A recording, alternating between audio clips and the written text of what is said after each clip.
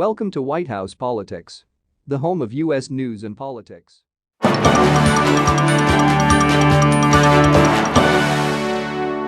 With the country polarized and Republicans embracing authoritarianism, some experts fear a Northern Ireland-style insurgency, but others say armed conflict remains improbable. Biden had spent a year in the hope that America could go back to normal. But last Thursday, the first anniversary of the deadly insurrection at the U.S. Capitol, the president finally recognized the full scale of the current threat to American democracy. At this moment, we must decide, Biden said in Statuary Hall, where rioters had swarmed a year earlier. What kind of nation are we going to be?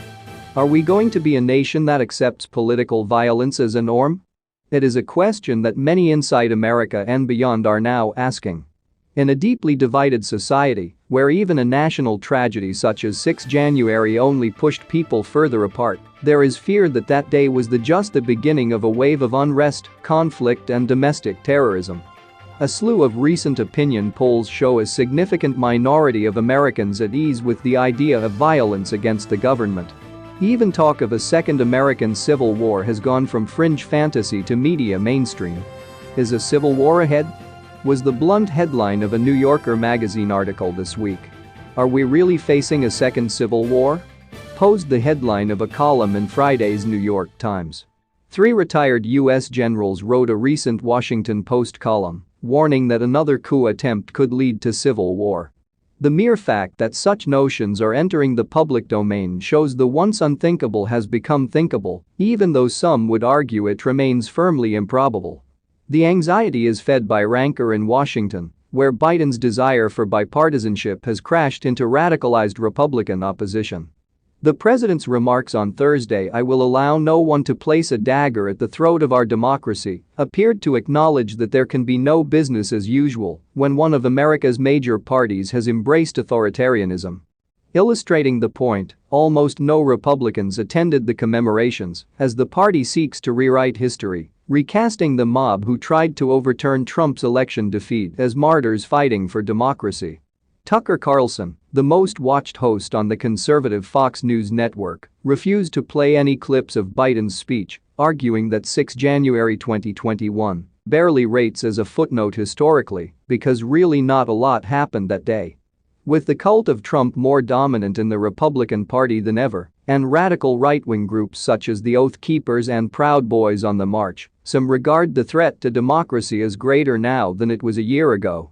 Among those raising the alarm is Barbara Walter, a political scientist at the University of California, San Diego, and author of a new book, How Civil Wars Start and How to Stop Them.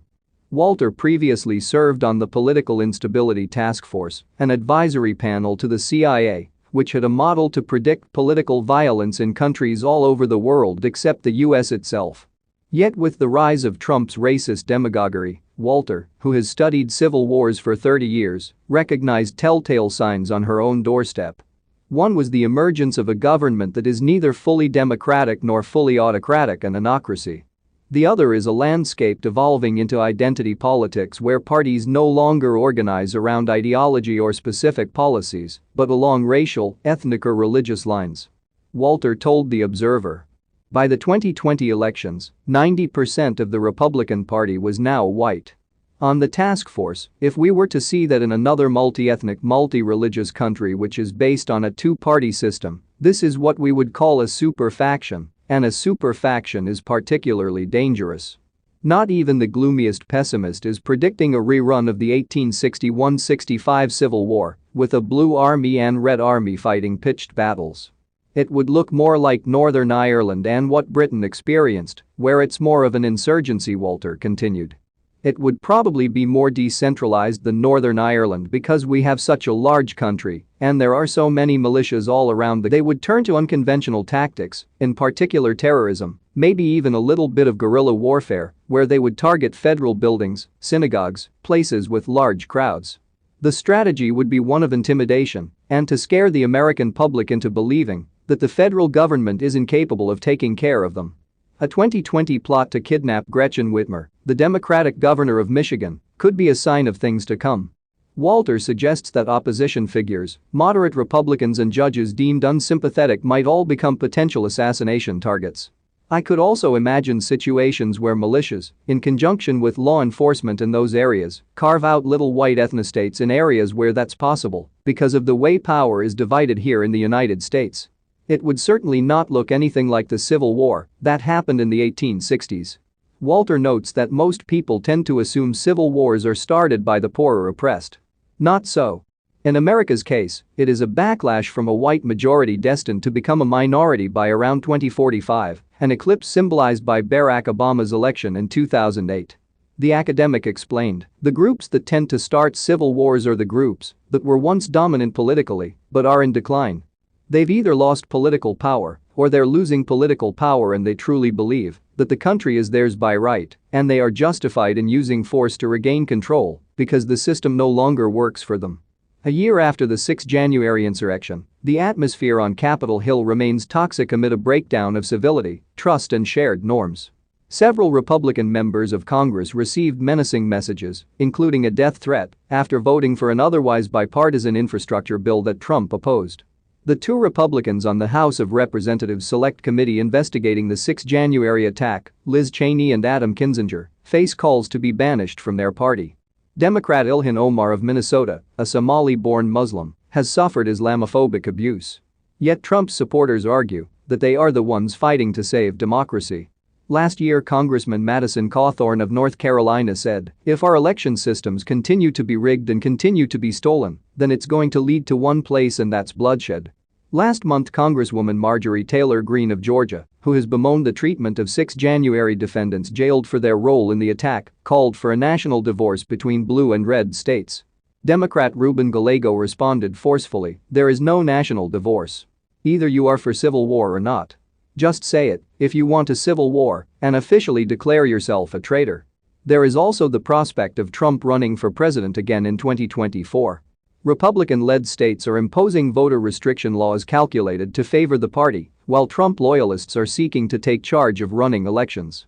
A disputed White House race could make for an incendiary cocktail. James Houghton, director of the Center for Peace Studies and Violence Prevention at Virginia Tech University, said, "I don't like to be an alarmist, but the country has been moving more and more toward violence, not away from it. Another contested election may have grim consequences." Although most Americans have grown up taking its stable democracy for granted, this is also a society where violence is the norm, not the exception. From the genocide of Native Americans to slavery, from the Civil War to 4 presidential assassinations, from gun violence that takes 40,000 lives a year to a military-industrial complex that has killed millions overseas. Larry Jacobs, director of the Center for the Study of Politics and Governance at the University of Minnesota, said, "America is not unaccustomed to violence. It is a very violent society, and what we're talking about is violence being given an explicit political agenda. That's a kind of terrifying new direction in America." While he does not currently foresee political violence becoming endemic, Jacobs agrees that any such unraveling would also be most likely to resemble Northern Ireland's troubles. "We would see these episodic, scattered terrorist attacks," he added. The Northern Ireland model is the one that frankly most fear because it doesn't take a huge number of people to do this, and right now there are highly motivated, well-armed groups. The question is, has the FBI infiltrated them sufficiently to be able to knock them out before they launch a campaign of terror? Of course, it doesn't help in America that guns are prevalent. Anyone can get a gun, and you have ready access to explosives. All of this is kindling for the precarious position we now find ourselves in. Nothing, though, is in. Biden also used his speech to praise the 2020 election as the greatest demonstration of democracy in U.S. history, with a record 150 million plus people voting despite a pandemic. Trump's bogus challenges to the result were thrown out by what remains a robust court system and scrutinized by what remains a vibrant civil society and media. In a reality check, Josh Kurtzer, a political scientist at Harvard University, tweeted, "I know a lot of Civil War scholars, and very few of them think the United States is on the precipice of a civil war. And yet the assumption that it can't happen here is as old as politics itself." Walter has interviewed many survivors about the lead-up to civil wars. "What everybody said, whether they were in Baghdad or Sarajevo or Kiev, was we didn't see it coming," she recalled. "In fact, we weren't willing to accept that anything was wrong until we heard machine gun fire in the hillside. And by that time, it was too late. That's all for now. Stay tuned and subscribe to White House Politics for more political news and updates.